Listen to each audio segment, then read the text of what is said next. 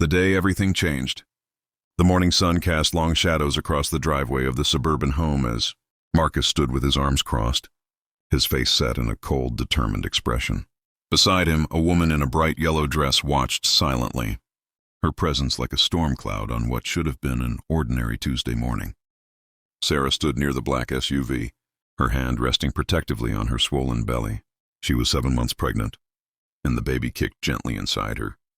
As if sensing something was terribly wrong, tears streamed down her face as she struggled to comprehend what was happening. Her husband of 5 years was actually going through with this. He was really kicking her out of their home. "Marcus, please," Sarah whispered, her voice breaking. "We can talk about this. Think about our baby." Marcus looked away, unable to meet her eyes. "I've made my decision, Sarah. It's over. I need you to leave now." The woman in yellow stepped closer to Marcus, placing a possessive hand on his arm. Her name was Vanessa, and she had been Marcus's co-worker for the past 2 years. Sarah had suspected something was going on between them for months, but she had pushed those fears aside, trusting in the vows they had made to each other. How wrong she had been. Sarah's hands trembled as she gripped the handle of her suitcase. The pink dress she wore seemed almost too cheerful for this moment, a reminder of happier times when she had bought it. Dreaming of her growing family, she had packed only the essentials in the 2 bags that now sat beside her. Everything else, the life she had built, the memories she had treasured, remained inside that house, a house that was no longer her home. "Where am I supposed to go?" Sarah asked, her voice barely audible.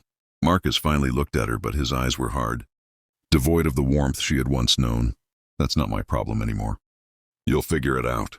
The cruelty of those words hit Sarah like a physical blow. She had given up so much for this man.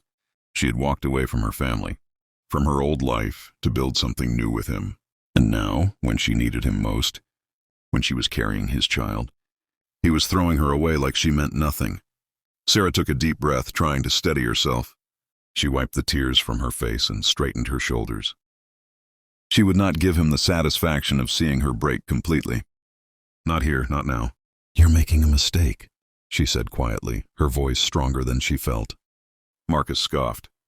"The only mistake I made was staying with you this long." Those words would haunt Sarah for a long time to come. But in that moment, they gave her something unexpected: clarity. She realized that the man standing before her was not the man she had married. Or perhaps he had always been this person, and she had simply been too blind to see it. Sarah picked up her suitcase with one hand, the other still cradling her belly. She walked slowly toward the street, each step feeling like a mile.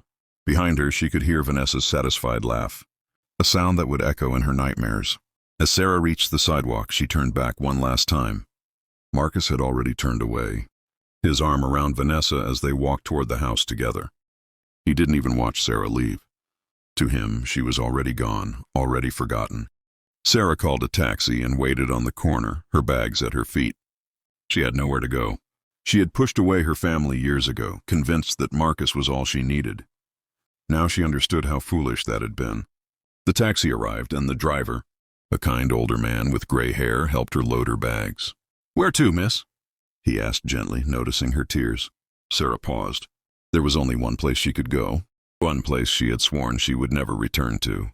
"The Ashford Estate," she said finally, "on Millionaire's Row." The driver's eyebrows rose in surprise, but he nodded and pulled away from the curb. Sarah watched through the rear window as her former home disappeared from view. She placed both hands on her belly, feeling the baby move beneath her palms. "It's going to be okay," she whispered to her unborn child. "I promise you everything is going to be okay." The drive to the Ashford Estate took nearly an hour. Sarah spent that time thinking about the choices that had led her to this moment. She had been young and rebellious when she met Marcus, desperate to prove to her, wealthy family, that she didn't need their money or their approval. She had rejected her inheritance, walked away from the family business, and cut ties with everyone who had tried to warn her about Marcus. Her grandmother, Eleanor Ashford, had been the most vocal in her opposition to the marriage.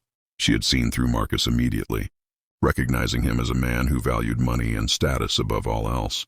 But Sarah had been in love, or at least she thought she had been, and she had refused to listen. The last words her grandmother had said to her echoed in Sarah's mind.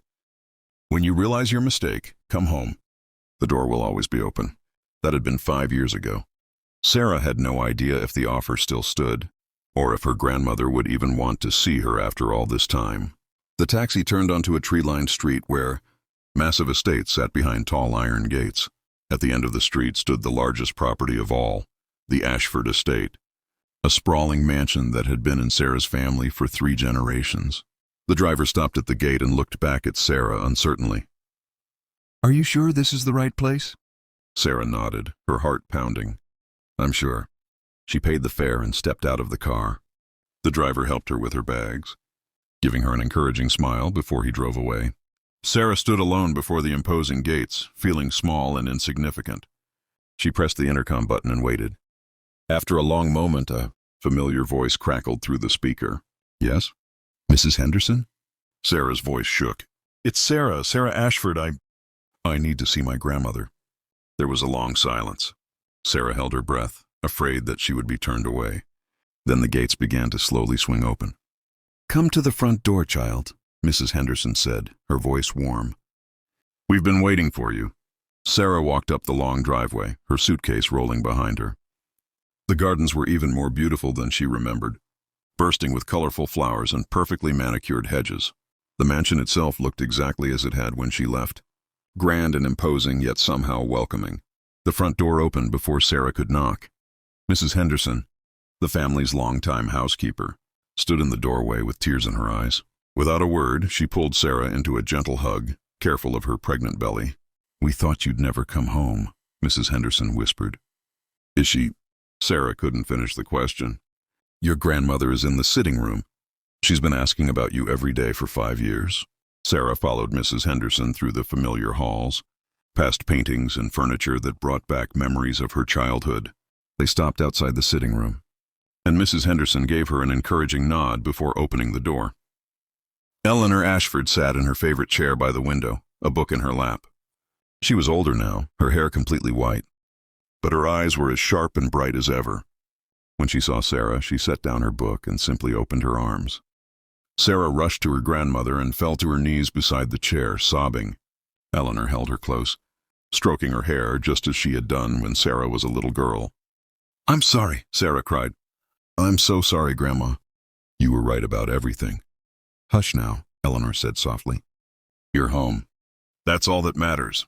They stayed like that for a long time, Sarah crying out 5 years of pain and loneliness while her grandmother held her.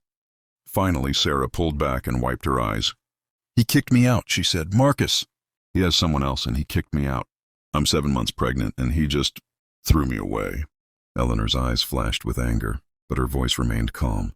"Then he's an even bigger fool than I thought. But his loss is our gain. You and this baby belong here, Sarah. This is your home and it always has been." "But the inheritance?" Sarah said. "I rejected everything. I walked away from the family business. I gave it all up." Eleanor smiled, a knowing, gentle smile. "The inheritance was never conditional on your obedience, my dear. It was your birthright. The Ashford fortune, all $50 million of it, has been waiting for you. It's yours and it will be your child's after you." Sarah stared at her grandmother in shock. She had assumed that by walking away she had forfeited everything. She had been living in poverty, with Marcus for years, struggling to make ends meet, while her inheritance had been waiting for her all along. "I don't deserve it," Sarah whispered. "Nonsense," Eleanor said firmly. "You made a mistake. We all make mistakes. What matters is that you found your way back home. Now let's get you settled. You need rest, and we need to make preparations for this baby. I intend to spoil my great-grandchild absolutely rotten." Over the following weeks, Sarah slowly rebuilt her life. She filed for divorce, and her grandmother's lawyers made sure that Marcus received nothing in the settlement. Sarah heard through mutual friends that Marcus had been shocked to discover who she really was. He tried to reach out, tried to apologize, but Sarah refused to see him or speak to him. Vanessa, it turned out, had left Marcus the moment she realized he wasn't getting any money from the divorce. The house, which had been rented, was returned to the landlord. Marcus lost everything, just as he had made Sarah feel like she had lost everything. But Sarah had gained so much more. 3 months after returning home, Sarah gave birth to a healthy baby girl. She named her Eleanor after the grandmother who had never stopped loving her, who had kept the door open even when Sarah had pushed her away. Marcus requested visitation rights, but Sarah's lawyers made sure the arrangements were on her terms. She would not keep her daughter from her father. but she would protect her child from the kind of pain she had experienced. As Sarah sat in the nursery of the Ashford Estate, holding baby Eleanor in her arms, she thought about that terrible morning when Marcus had kicked her out. At the time, it had felt like the end of her world. Now she understood that it had been a beginning. She had lost a man who didn't deserve her, and she had found her way back to a family who loved her unconditionally. She had been homeless and heartbroken, and now she was an heiress worth $50 million, with a daughter to love and a future full of possibilities. The baby cooed softly in her arms, and Sarah smiled. "You're going to grow up knowing you're loved," she whispered to her daughter. "And you're going to grow up knowing your worth. I'll make sure of that." Through the window, Sarah could see the sun setting over the gardens, painting the sky in shades of pink and gold. She had come home, and she was finally, truly free.